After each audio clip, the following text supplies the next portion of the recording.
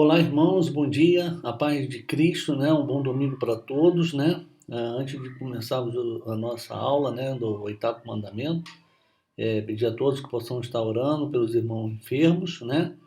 E temos aí o filho do irmão Aldeir, que é o Cleiton, né, que está doente, mas agora parece que está melhorando e que Deus abençoe, que ele se recupere o mais rápido possível.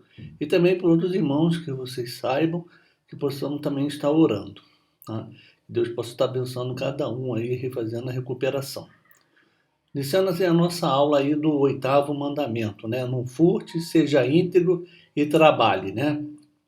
É a sequência, né, do nosso estudo dos 10 mandamentos, é o estudo 9, né? Hoje são 8 de novembro de 2020. A introdução, né? Alguns estudiosos bíblicos entendem que o mandamento não furtarás se dirigia originalmente aos sequestradores, como exemplo da experiência de José, né? Lembrando bem a história de José, né, com seus irmãos.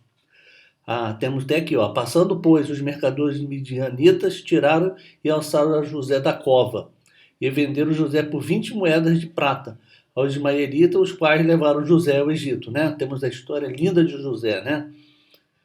Contudo, o conceito é mais abrangente, pois se refere também ao furto de objetos.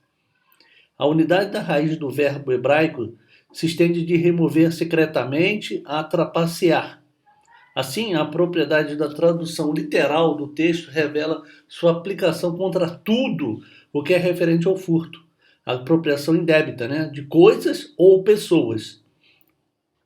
O oitavo mandamento se apresenta como um dever moral para com o próximo, no tocante ao direito de propriedade, como uma característica da natureza de Deus, a justiça em amor. Então vamos agora dar continuidade desse ensino, né, desse acompanhamento do nosso estudo. O furto. Este mandamento requer uma análise mais detida sobre o que significa furtar. Por vezes, somos tentados a limitar a interpretação do mandamento à subtração de algum objeto ou dinheiro de outra pessoa, sem o uso de arma, pois este é o conceito jurídico contido no direito penal brasileiro, artigo 155. Então, fui lá e busquei aqui e coloquei para os irmãos, né? O autor fala, né, desse conceito jurídico do Código Penal, né? Então tá lá, artigo 155, Decreto-Lei, número 848, de 7 de dezembro de 1940, né? Sendo que o nosso Código Penal é muito antigo, né? Então o artigo 155 diz: subtrair para si ou para outrem coisa alheia móvel, né? Pena, reclusão de 1 a 4 anos e multa. Porém, o conceito, como visto na introdução, é mais amplo. Abaixo, a título de exemplo, temos algumas situações de furto que fogem ao senso comum, modo de pensar da maioria das pessoas. Então, a gente vai aqui estudar uma forma diferente só daquele ali que a gente está falando, né? Que o autor vai nos propor a esse estudo, né? A esse aprofundamento do que é furtar, né? Do tempo, né? É quase certo afirmar que algumas vezes em nossas vidas marcamos um determinado compromisso com outra pessoa e chegamos atrasados. Quando uma pessoa se dispõe a nos encontrar em um determinado horário e atrasamos, estamos furtando ao subtrair o tempo que a pessoa dispõe a estar conosco. Então fica aqui nossa lição, né? Que possamos marcar nossos encontros e chegar no horário, né? A tempo, né? E não atrasar, porque isso é um furto de tempo. No trabalho, quando firmamos um pacto de trabalho para com uma pessoa ou empresa, estabelecemos o que vamos entregar e qual o tempo em que faremos isso. É normal, por exemplo, que fixemos uma jornada de 8 horas de trabalho diário. Quando furtamos? Ao dar aquela pausa pequena para o café, repetida vezes, verificando e-mail particulares, acessando o Facebook e redes sociais na empresa, atendendo a telefonemas particulares não urgentes. Então aqui fica realmente para os irmãos, né, esse conselho, né, do que estamos furtando no trabalho. E, infelizmente a gente vê muito isso acontecer, né? E principalmente às vezes a gente vê irmão em Cristo, né, cometendo esse tipo de coisa no trabalho, que não é o correto, né? Não é o correto. Comprando falsificações. Para um produto ir à venda, ele passa por vários tipos de trabalhos, que vão desde a ideia A ideia, teste, produção, embalagem, até a venda propriamente dita. É uma cadeia no bom sentido, de pessoas que trabalham para produzir algo. Essas pessoas trabalham para isso e vivem do fruto do trabalho. Quando compramos algo falsificado, adulterado ou fazemos um download de um programa pirata, estamos furtando o trabalho de várias pessoas ao mesmo tempo. Então, fica aqui para os irmãos aqui essa observação, né? Irmãos, hoje nós temos às vezes programas ou qualquer outro produto, temos coisas mais baratas similares que são oficiais e que fazem o mesmo efeito. Às vezes ficamos procurando marcas, né, para termos e isso não, e aí por isso fazemos coisas erradas, né? Quer dizer, isso não é o correto, né? Podemos ter coisas iguais às de marcas e boas e marcas corretas, né? Roubando conhecimento.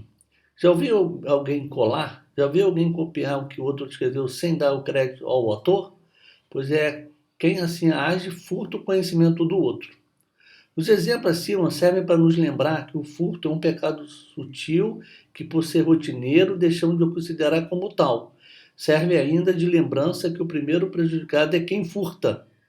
O ex-presidente americano Thomas Jefferson certa vez disse: "O pior dia na vida de um homem é o dia em que ele se senta e planeja como conseguir alguma coisa por nada."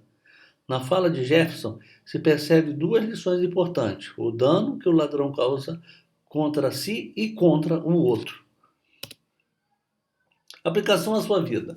A sutileza do furto está sendo incorporada em nossas atitudes diárias. Não é raro encontrarmos cristãos copiando o trabalho dos colegas, adquirindo materiais falsificados, fazendo cera no trabalho, chegando sistematicamente atrasado aos compromissos, sem nenhuma demonstração de sentimento de culpa. Você já praticou algumas dessas atitudes? Então fica para reflexão. A integridade. O oitavo mandamento nos convida à justiça de Deus. Se o mandamento fosse escrito de forma positiva, provavelmente entenderíamos que o comando de Deus para nós seria: seja íntegro e trabalhe. Ao utilizar a consulta no Google sobre o significado da palavra integridade e trabalho, obtemos os seguintes conceitos, respectivamente. Então, de integridade, estado ou característica daquilo que está inteiro, que não sofreu qualquer diminuição, plenitude e inteireza. Agora, de trabalho, conjunto de atividades produtivas ou criativas que o homem exerce para atingir determinado fim. O Salmo 26 contém algumas lições sobre integridade. Vejamos. Conhecer a justiça de Deus. Quem conhece a justiça de Deus é capaz de discernir o que é pecado e as consequências que o pecado traz, mas ainda luta contra o pecado e se esforça por honrar a Deus com uma vida com santidade. O íntegro sabe que a justiça de Deus levará os ímpios a pagar um alto preço. Daí o salmista rogar a Deus: "Não me deis o destino dos pecadores, nem o fim dos assassinos." Pés firmes na retidão. A retidão é um caminho por onde andam as pessoas que temem a Deus e que confiam suas vidas a Ele. Quem trilha por esta rota aprovada por Deus, a mesma que o Senhor Jesus trilhou, por isso ele se inspirou, o caminho, recusa o modo de vida imposto pelo mundo. O salmista reafirma sua determinação em seguir pelo caminho da retidão. A integridade não comunga com o furto, e é algo que Deus procura em nós.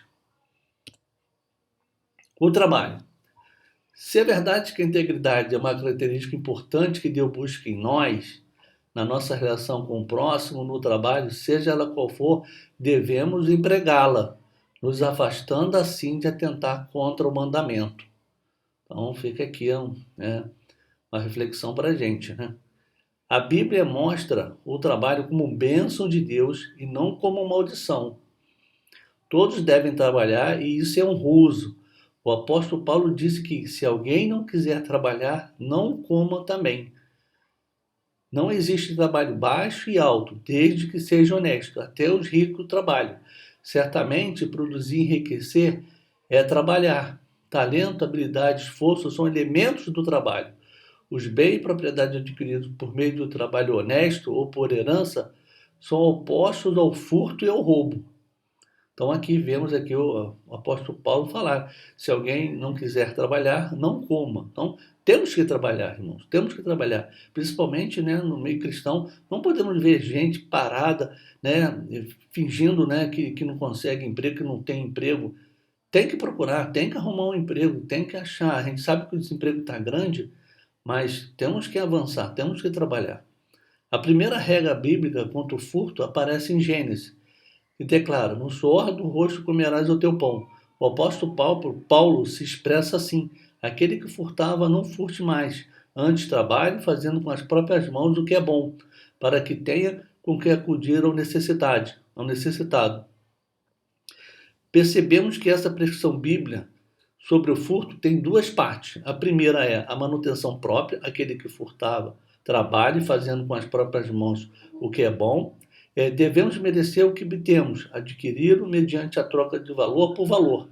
A segunda é a generosidade. O texto diz: trabalhe fazendo com as próprias mãos o que é bom para que tenha com que acudir ao necessitado. Aplicação à sua vida. Existe outra forma de não furtar que não seja o trabalho? Justifique sua resposta. Então fica aqui para nossa reflexão. Conclusão.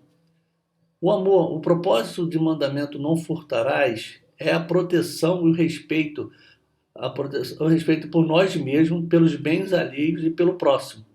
Vinculando a este mandamento está a integridade e o trabalho como recurso para que cada uma pessoa possa obter o sustento de sua família de maneira digna. A desonestidade, em todas as suas modalidades, é um câncer na sociedade, um mal que precisa ser erradicado.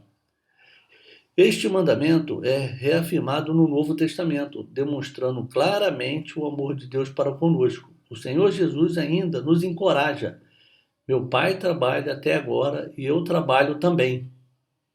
O apóstolo Paulo encoraja o trabalho não somente para o sustento da família, mas também para que cada um contribua para suprir a necessidade do próximo.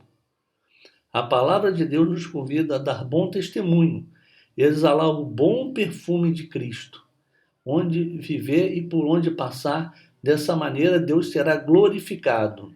Eu gosto muito dessa parte aqui desse texto, né? Exalar o bom perfume de Cristo.